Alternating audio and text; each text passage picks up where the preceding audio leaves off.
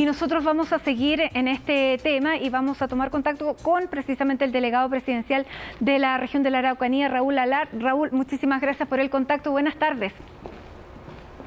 Buenas tardes, Matilde. Estoy muy contento de poder estar aquí. A ver si nos aclara varias de las dudas que teníamos acá respecto a lo que va a significar específicamente este estado de emergencia que se acaba de... se recibió por la Contraloría, va a ser ya publicado prontamente en el Diario Oficial. Entiendo que ya mañana podría estar en funcionamiento, pero ¿qué significa este control de las rutas y cuáles rutas, por ejemplo, van a ser controladas? ¿Solamente las rutas principales? Porque en la región de la Araucanía, usted sabe mejor que yo, la mayoría de los caminos son caminos que no son asfaltados. Bueno, Matilde, primero me parece importante señalar que aquí estamos frente a un proyecto, un plan de buen vivir de carácter integral. Tiene varios ejes. Uno de ellos es el eje de seguridad, pero también tiene otros dos ejes fundamentales por los problemas estructurales que nosotros tenemos en la Araucanía desde hace mucho tiempo, desde prácticamente el inicio del Estado de Chile. El primer eje es del reconocimiento de los pueblos originarios. Este tiene que ver con la demanda fundamental por la restitución de tierras en el marco de la CONADI y del artículo 20b de la ley indígena 19.253, y de reactivar al mismo tiempo un proyecto de ley que cree el Ministerio de los Pueblos Indígenas, necesario para tener la capacidad de atender las necesidades de los pueblos indígenas. Es muy importante esto, Matilde, porque 7 de las 10 comunas más pobres de Chile se encuentran en la Araucanía, y por ende es fundamental un Ministerio de Pueblos Indígenas destinado a atender las demandas fundamentales pendientes y retrasadas desde hace mucho tiempo. Por otra parte, el segundo eje son los parlamentos territoriales, que se iniciarán en el mes de julio de este año y que van a contar con el acompañamiento del sistema de las Naciones Unidas. ¿Qué significan los parlamentos territoriales, Raúl? Significan estos parlamentos territoriales que ya se ha estado en una fase de acercamiento, exploratoria, de contacto con las comunidades, de ver todas las situaciones de rechazo que han ido cultivando con la falta de Estado y ir atendiendo esas necesidades para establecer en definitiva un diálogo político a partir de estos parlamentos territoriales que se hagan cargo de los problemas estructurales que se vienen anidando en la Araucanía desde el inicio del Estado de Chile. ¿Y a cargo de quién van a estar estos parlamentos, Raúl? Más de 400.000 millones de pesos, Matilde. 400.000 millones de presupuesto para mejorar la calidad de vida de los habitantes, tanto de la Araucanía como de las provincias de Arauco y Biobío, de la región del Biobío. Estos recursos van a ir destinados para obras públicas, infraestructura de agua potable rural, salud intercultural, conectividad, entre otras materias, es decir, de la mayor importancia. Y también, por supuesto, como usted preguntaba, el tercer eje de seguridad, en que se ha definido decretar por el gobierno el estado de excepción constitucional para el resguardo de las principales rutas y carreteras de nuestra región. Esto es necesario para el libre tránsito de las personas, para garantizar la cadena de abastecimiento y la cadena de suministro, y también para ejecutar las políticas públicas y esta inversión de la mejor manera. De manera que este plan, este proyecto de Buen Vivir es un proyecto integral, una de cuya base es en este momento el estado de excepción constitucional de emergencia. Raúl, con esto el gobierno quiere decir que no está aplicando la misma receta que tenía el gobierno de Sebastián Piñera. Por supuesto que no. Está aplicando un proyecto integral que además rescata lo que fue también establecido en el programa de gobierno de Gabriel Boric, que es el de mejorar la inversión pública notoriamente con todos estos fondos, 400.000 millones de pesos para las dos regiones, para estos proyectos, para las comunas que están más desatendidas y más desafectadas. 7 de cada 10 de las comunas de la Araucanía, 7 de 10 de las comunas más pobres del país se encuentran en la Araucanía, y además, Matilde, La Araucanía es la región que tiene la zona de rezago en materia social, las brechas más altas. Es por lejos la región que tiene las zonas de rezago en materia social más elevadas. Y por ende, estos son problemas estructurales que tienen que ser abordados por el Estado de Chile, y este es el gobierno, desde la vuelta de la democracia, que más importantes transformaciones está tratando de establecer en la región de la Araucanía. Claro, sin embargo, de todas maneras tiene que recurrir a las Fuerzas Armadas para resguardar una parte de ese territorio, porque si no, nada de lo que usted me está diciendo resultaría posible. ¿Eso a qué se debe, digamos, la decisión final de tener que recurrir a las Fuerzas Armadas? ¿Cómo usted, que vive en la zona, ha visto que la seguridad y las condiciones que está viviendo la zona hacen necesario que el presidente llegue a tomar esta decisión? Bueno, Matilde, es importante tener en cuenta el contexto en que esto ha ocurrido.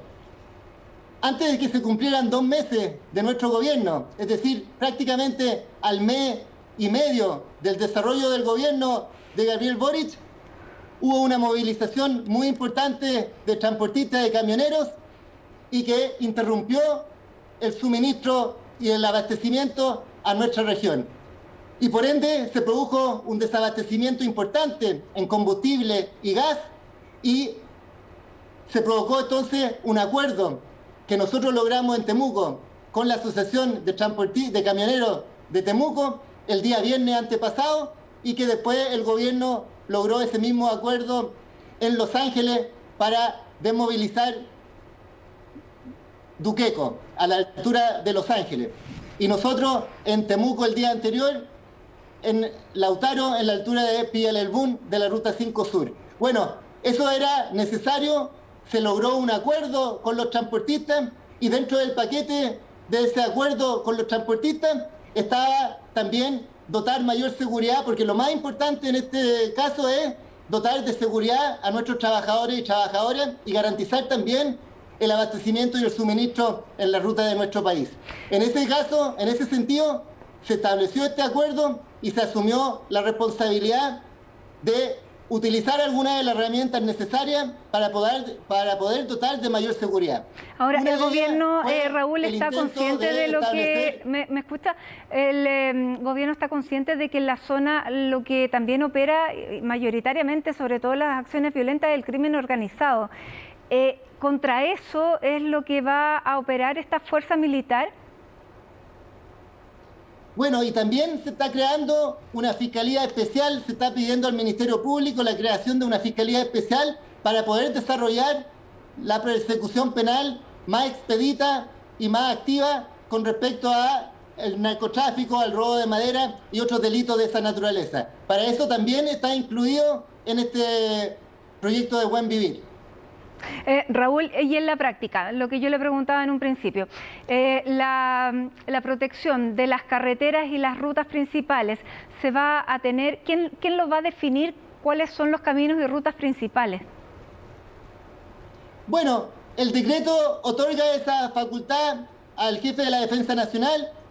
Se va a establecer ahí las principales rutas. Lo que se ha definido ahí es establecer la seguridad de las principales rutas y carreteras de nuestra región, y nosotros también vamos a proceder a realizar las coordinaciones necesarias con la policía, que van a también acompañar este proceso, y también van a tener mayores facultades, libertades para poder desplazarse a otra zona de la región. Entonces, en general va a haber mucha mayor seguridad con este aporte que se va a hacer en esta materia. Ahora, eso solamente se tiene en las carreteras. Si se ve que se está realizando algún atentado violento en las cercanías de la carretera, ¿van a poder intervenir?